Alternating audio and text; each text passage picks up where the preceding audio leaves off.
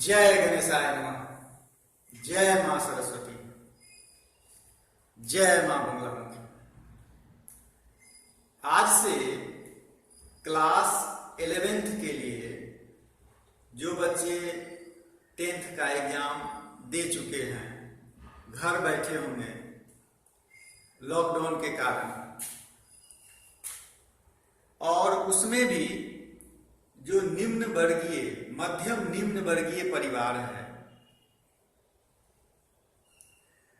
जो कि बेचारा किसी प्रकार से कमा रहे थे, खा रहे थे, बच्चों को पढ़ा रहे थे, उनको दिक्कत हुई है।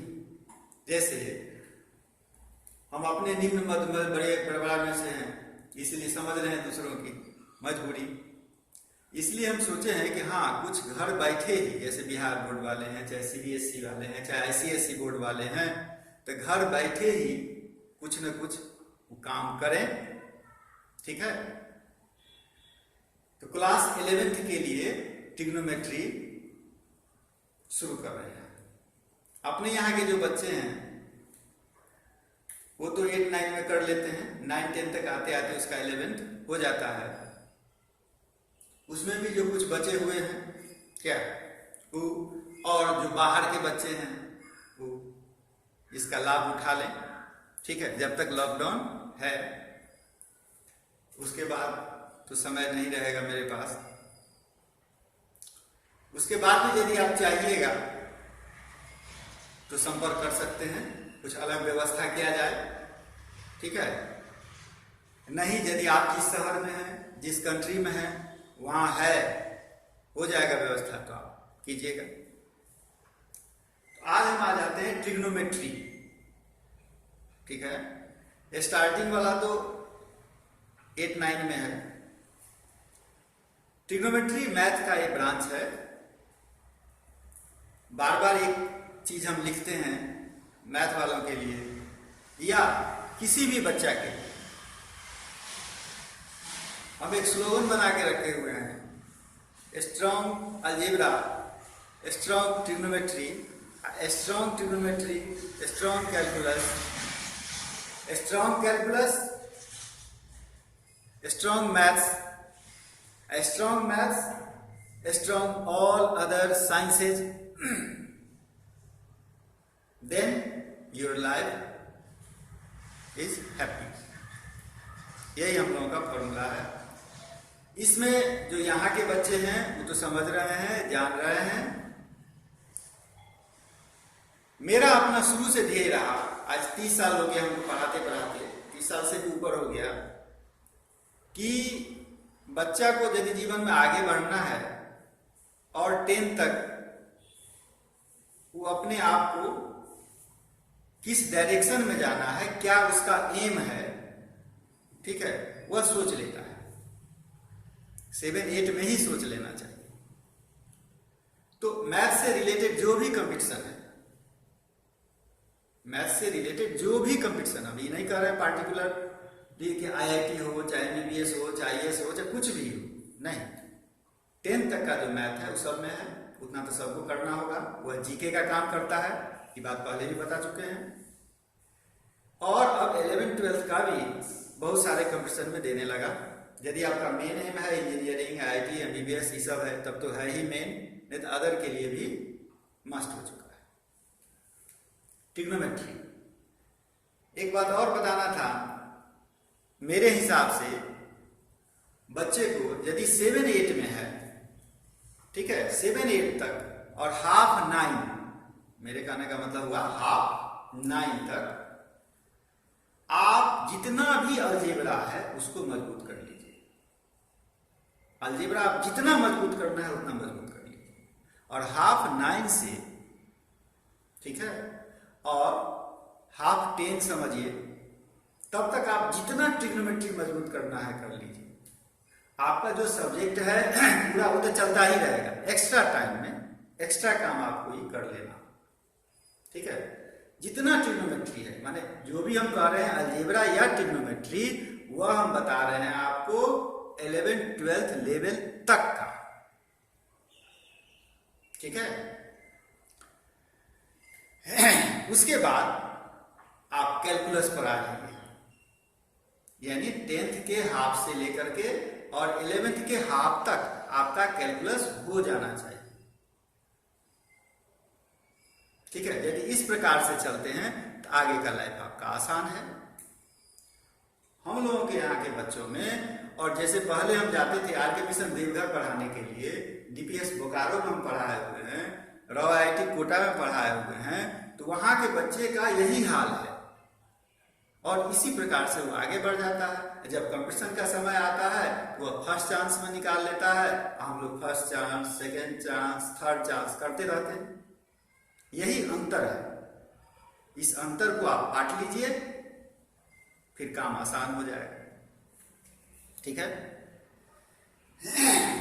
तो क्या था फॉर्मूला अपना? Strong algebra, strong trigonometry, strong trigonometry, strong calculus, strong calculus, strong maths, strong maths, strong science, strong science, strong all other subject, then your life happy. तब आप क्या बन जाइएगा? एक इंसान बन जाइएगा, और इस संसार में जो आप सोच रहे हैं या जो आपके मन में है, कुछ भी आप पा सकते हैं। ठीक है, अब आपकी मर्जी, आप क्या करें। अब हम आ जाते हैं ट्रिग्नोमेट्री पर। ठीक है, ट्रिग्नोमेट्री पढ़ना है आज हम लोगों को। ज्यादा समय तो इसी में जा रहा है, सोचिएगा, लेकिन यह भी जीवन का एक बात है, भूमिका था ही। ट्रिग्नोमेट्री सबसे पहले यदि कहिएगा, सबसे पहले खोज आर्यभट्ट किए थे। ठीक है, आर्यभट्ट का ही खोज किया हुआ है, और उनका आपको हम दर्शन करवा दे कम से कम।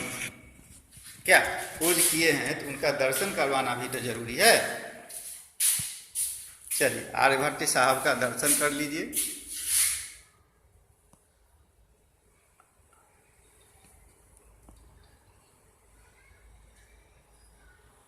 हो गया, आर्यभट्ट साहब का दर्शन हो गया। अब आ जाइए आप ट्रिग्नोमेट्री पर। अब हम ट्रिग्नोमेट्री पर आ रहे हैं। ठीक है,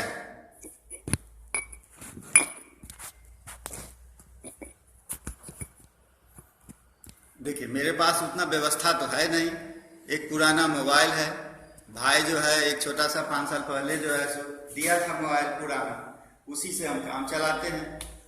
क्या मेरे पास वो स्टूडियो नहीं है, वो वीडियो रिकॉर्डिंग नहीं है, वीडियो एडिटिंग नहीं है, जो है वो आपको हम डाल रहे हैं। ठीक है, तो आपको हम क्या बता रहे थे? आर्यभट्ट के बारे में। नहीं, आर्यभट्ट का दर्शन हो गया। ठीक है, आर्यभट्ट का दर्शन हो गया, तो उनका कहना था अभी नहीं, लगभग हमको लगता है कि 500 BC में, 500 BC समझ आइए। ठीक है, 500 BC की बात है, एक्यूरेट डेट तो हमको नहीं, 476 से 650, 476 से 650 BC में है। और उसी समय में एक ग्रंथ का वो निर्माण किए थे जिसका नाम था आर्य सिद्धांत। जिसका क्या नाम था? आर्य सिद्धांत। पंखा नहीं चला रहे हैं कि आवाज जो है सो गूंजने लगता है, आवाज क्लियर नहीं आता, इसलिए पंखा चलाना बंद है। ठीक है, आप लोग तो पंखा चला के देख रहे होइएगा। ठीक, आर्य सिद्धांत, वहीं पर वो ज्या कोज्या हिंदी में, जिसको अभी कहते हैं साइन कोसाइन, ठीक है, वहीं पर ज्या कोज्या का खोज कर दिए थे। ठीक है, उसी समय में या उसके कुछ आसपास में हिप्पाकस एक नाम है, जो कि ग्रीक का फिलोसफर था, हिप्पाकस नाम जो जाता है कि ट्रिग्नोमेट्री का खोज कौन किया, वो चला गया हिप्पाकस पर। लेकिन सही से यदि जानकारी लीजिए, जन्मदाता आर्यभट्ट ही थे, वो बहुत पहले खोज कर चुके थे। आर्य सिद्धांत नाम का एक किताब है, ग्रंथ था, जिसमें वो कर दिए थे। ठीक है, यह है ट्रिग्नोमेट्री। कितना पुराना है सो देखिए, और इसमें बहुत सारा चीज, आर्यभट्ट का कुछ कहना ही नहीं, क्या क्या क्या नहीं दिए आपको। ठीक है, अब हम आ जाते हैं अपने टॉपिक पर, ट्रिग्नोमेट्री। तो क्लास 10 से जो आप 11th में गए हैं, तो मेरा अपना मानना है सबसे पहले आपको एक काम करना होगा कि पिछला को तो आप रिवीजन कीजिएगा, ठीक है। तो सिर्फ एक टेबल आपको हम कह रहे हैं बनाने के लिए, उस टेबल को पहले बना लीजिएगा। यदि भूल गए होइएगा तो उसको कंप्लीट कर लीजिएगा, ठीक है, और तब आगे बढ़िए, ठीक है। एक टेबल आपको हम दे रहे हैं बनाने के लिए। जय गणेशाय, जय मां सरस्वती, जय बाबा मुखी। दिखाई दे रहा है कि ऊपर हो गया ज्यादा? ऊपर हो गया ज्यादा, अच्छा। और नीचे ही लिखेंगे इस, ठीक है। ट्रिग्नोमेट्री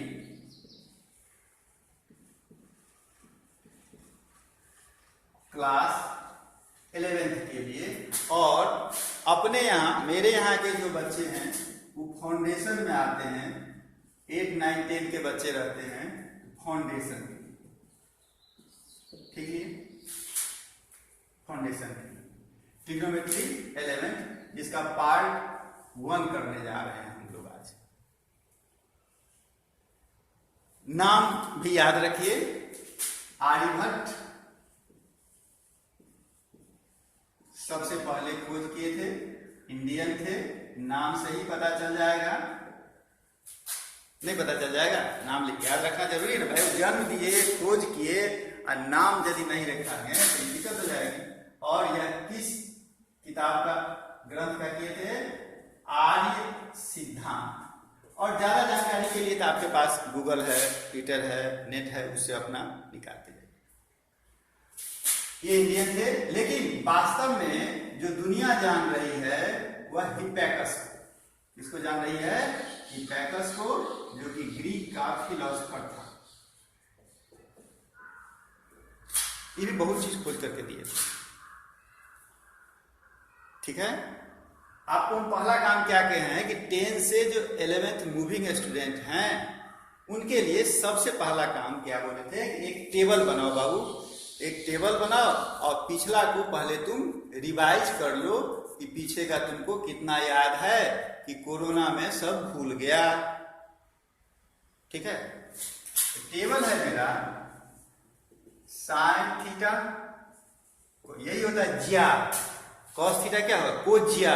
ये आर्य सिद्धांत में बहुत पहले ही लिख दिया गया।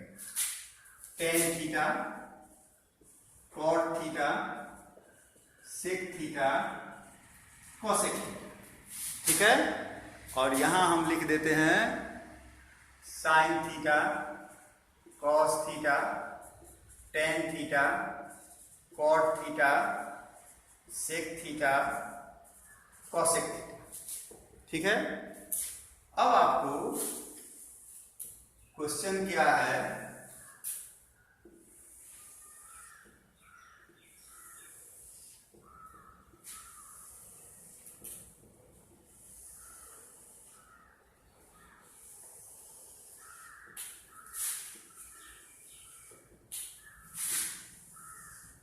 यानी ये जो हम दिए हैं, देने का मेरा मकसद यही है कि जितना भी आप 10th तक फॉर्मूला पढ़े हैं सब आप दोबारा याद कर लीजिए, ठीक है।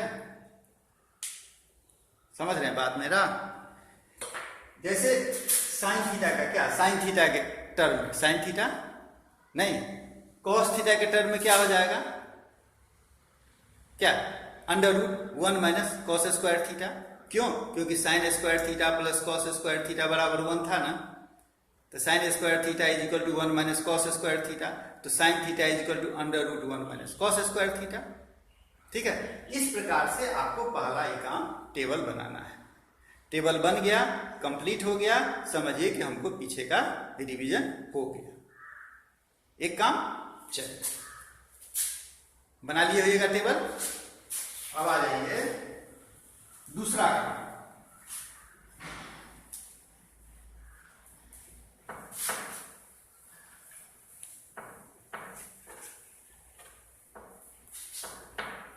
दूसरा काम करना है इसमें आपको कि हर ट्रिग्नोमेट्रिक रेशियो के लिए 5-5 फॉर्मूला देना है, ठीक है।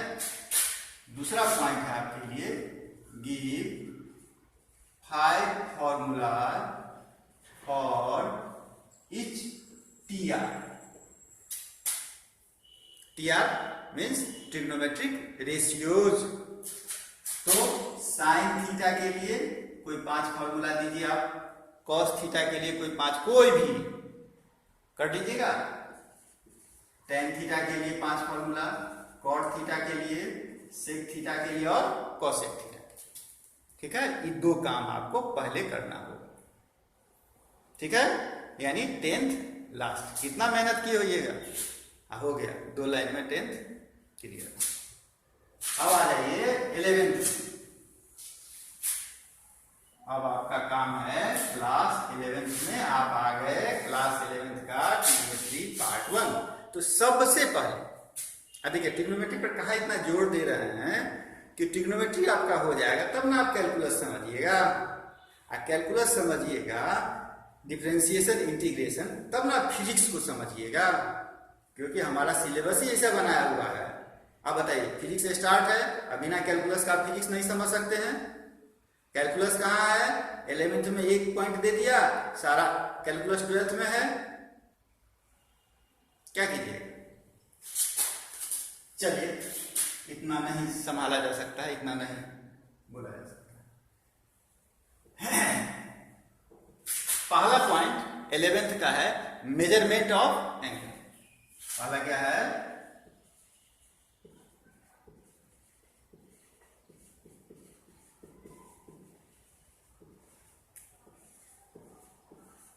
ठीक है।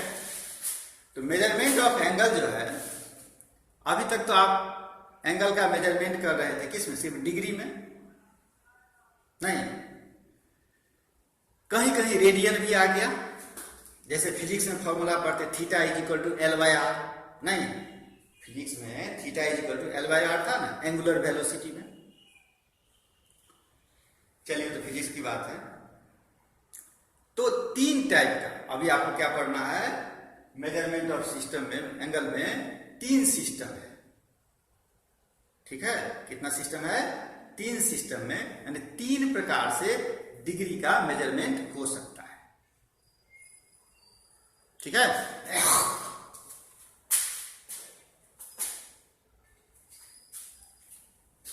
पहला दिखाई दे रहा है, पहला SEXA,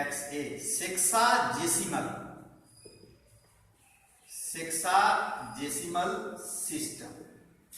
ठीक है, दूसरा है सेंटेसिमल सिस्टम, और तीसरा है सर्कुलर सिस्टम।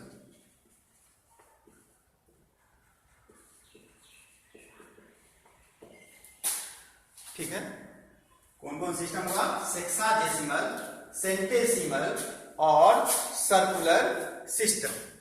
हो गया। ये जो सेक्साजेसिमल सिस्टम है ये आपको ब्रिटेन से आया हुआ है, इसीलिए इसका दूसरा नाम आप इंग्लिश सिस्टम भी कह सकते हैं। सेंटेसिमल, सेंटेसिमल को आप फ्रांस से आया है, फ्रेंच सिस्टम भी कह सकते हैं। ये कहां से आया हमको पता नहीं, पढ़ रहे हैं, आ रहा है, चल रहा है। ठीक है, सर्कुलर सिस्टम, सेक्साजेसिमल, सेंटेसिमल और सर्कुलर सिस्टम। ठीक है, अब आ जाइए सेक्साजेसिमल सिस्टम जो है उसमें आपको बारी बारी से करते हैं, क्या इसको साफ किया जाए। अब हम पढ़ते हैं सेक्साजेसिमल सिस्टम के बारे में। ठीक है, अच्छा, एक चीज आपको पता है कि 1 राइट एंगल जो है वो कितना डिग्री का होता है, 90 डिग्री का होता है। राइट एंगल क्या पता है आपको, परपेंडिकुलर होगा, ये तो पता है। राइट एंगल क्या होगा, परपेंडिकुलर होगा, यानी ये आपको, इसको आपको डिग्री पता है अभी तक, तो डिग्री में लिख देते हैं 90 डिग्री। ठीक है, तो कहता है सेक्साडेसिमल सिस्टम किसी राइट एंगल को, ठीक है, किसी राइट एंगल को, हम ये नहीं कह रहे 90 डिग्री, हम क्या कर रहे हैं, किसी राइट एंगल को 90 इक्वल पार्ट में बांटा है।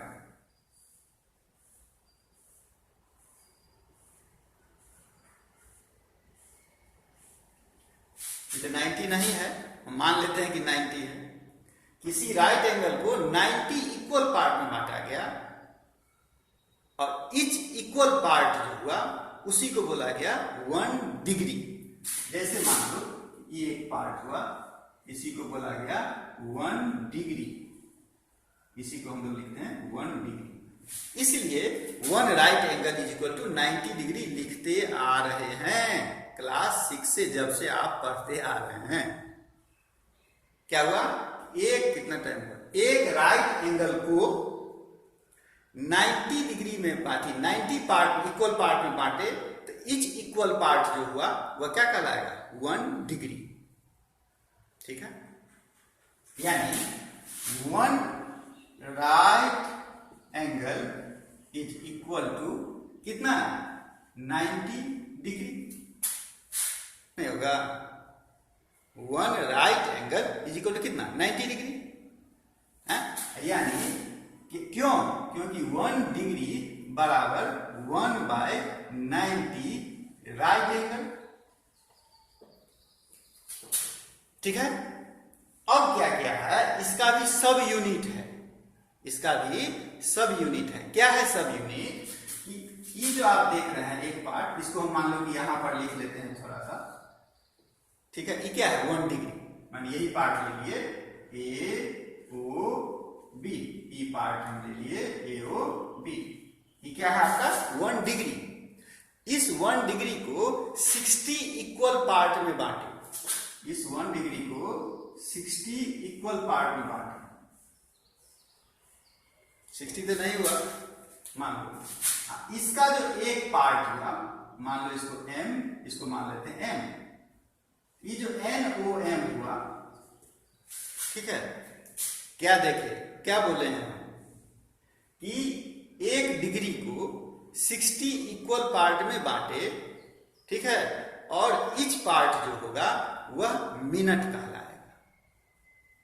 ठीक है, यानी 1 मिनट, मिनट का साइन ये है, क्या बोलते हैं इसको, 1 मिनट।